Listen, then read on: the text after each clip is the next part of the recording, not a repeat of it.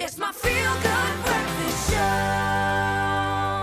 Welcome back. Come into my warm embrace. Think of it as like a big national hug I'm giving you right now, because we need it. We need a little extra comfort, and we all know a warm bowl of soup feels like a hug when you're feeling low. But what if your comfort food could actually help you bounce back faster, or maybe be more resilient from the start?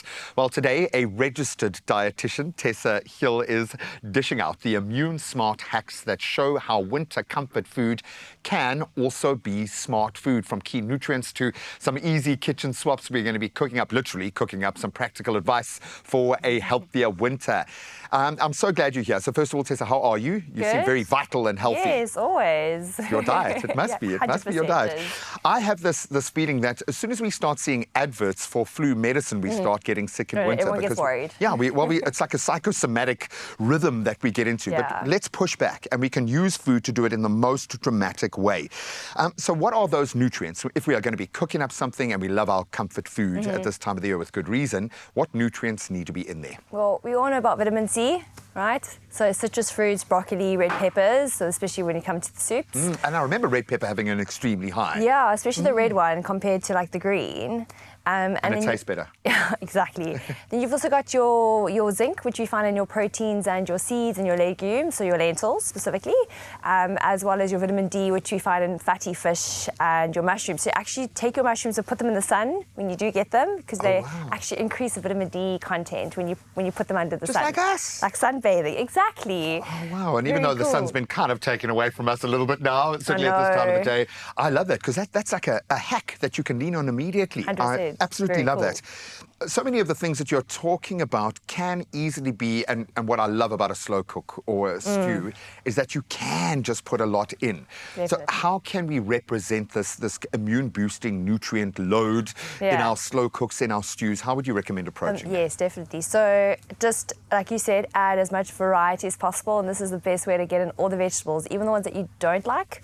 Add them in, and then think about your vitamin A vitamin A vegetables too. So spinach, your carrots, your sweet potatoes, because that also helps a little bit more with your skin health too, and especially inside as well. Oh, wow. And then when you think about a casserole dish or even a curry or stew, think about your fatty fish, so oily fish, because of the omega-3 boost as well as vitamin D. So it's a really nice alternative to use versus just always sticking to chicken or your red meat. 100%. And I'm finding that connection with having young children, the omega connection is unlocking all sorts of things. Yeah. I was joking with Ryle earlier, but this kind of feels like nutrition is the ultimate biohack, because it's not something that you've got to fast for 5 days to be able to unlock. You make a change today, you will feel the change today.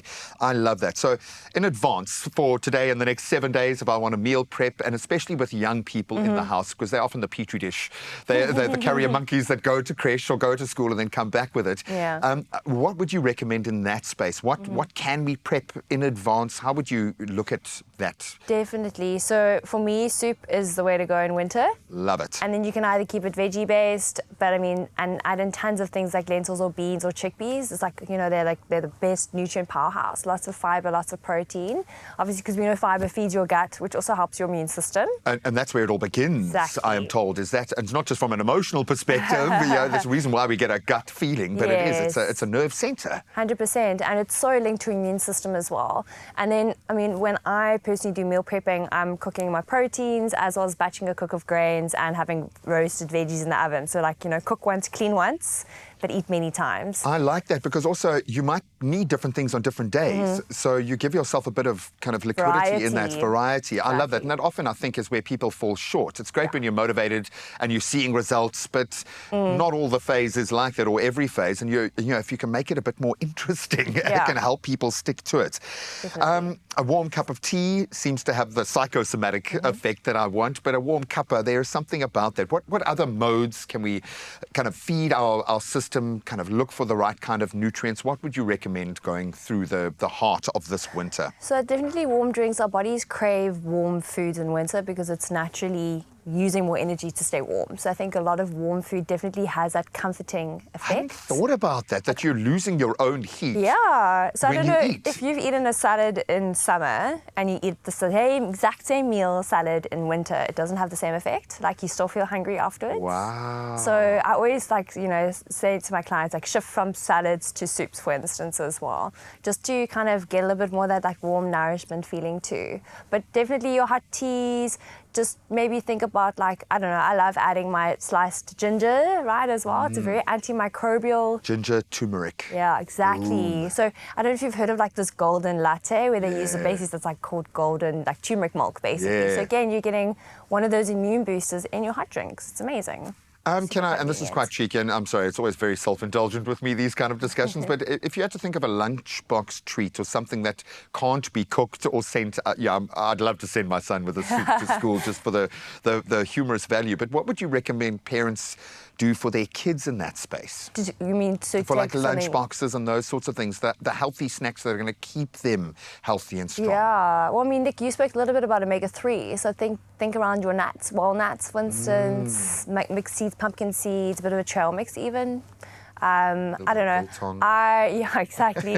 I would also, again, if your kids are cold at school, maybe even take a flask and put soup in there. I mean, it sounds a bit extreme, but I think they'll really enjoy it. So. Oh, I love it. I'm just thinking my son went into school this morning, I think at 5:15 with Pauline, the absolute angel who looks after all the boys at his particular school, with my Father's Day flask, so he could go have hot chocolate to start his day. Yeah, exactly. So you've just validated my existence. Thank you so much for that. No, you're absolutely amazing. Any other advice that you kind of come across in these winter months? Because I'm sure it's not just about the food when you're comforting people through this time. So make sure that you get enough sleep, right? When you sleep, your gut allows to rest and recover and just kind of consolidate the day. So you notice if you don't sleep well for a few days, you start getting a bit of a sniffle. Yeah. Because your immune system's taken a bit of a knock. It hasn't had enough time to rest. And then keep your body moving. Exercise, really important. Use it or lose it, baby. Yeah, and get lots of fresh air. The reason why we get sick often is because we're inside all the time, and that's when all the bugs tend to just And the cold accumulate. air doesn't necessarily make you sick. It's the bugs that make you sick. So don't just shy away from them. I mean, wrap up if you have to. Oh, you're amazing. Thank you so much.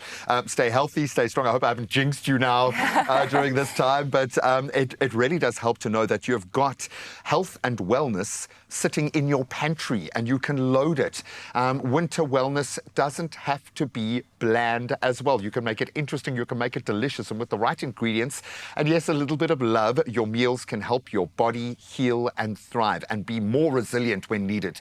And if you're feeling under the weather right now, remember to speak to your pharmacist about the brilliant ADCOCK INGRAM OTC Winter Survival Pack. It'll help you feel better just for that moment that you need the body to kick in. Designed to help you manage all of those seasonal symptoms and get you back to your best and feeling fantastic. And if you want more expert tips and healthy recipe inspiration, I suggest you visit beprepared365.co.za. And of course, an added bonus just to work on the psychosomatic, you stand the chance of winning 2,000 Rand as well. So to do that, reply to the competition post on the Expresso social pages and tell us whether you usually get a wet or a dry cough when you get hit with a cold or flu in winter. And don't forget to use hashtag ADCOCK Those entries close this Sunday. We'll get a lot of entries. People need the money right now. So please go and see the T's and C's at expressoshow.com. All right, I think it's time to get into the kitchen to see how we can whip up one of these beautiful immune-boosting meals for ourselves.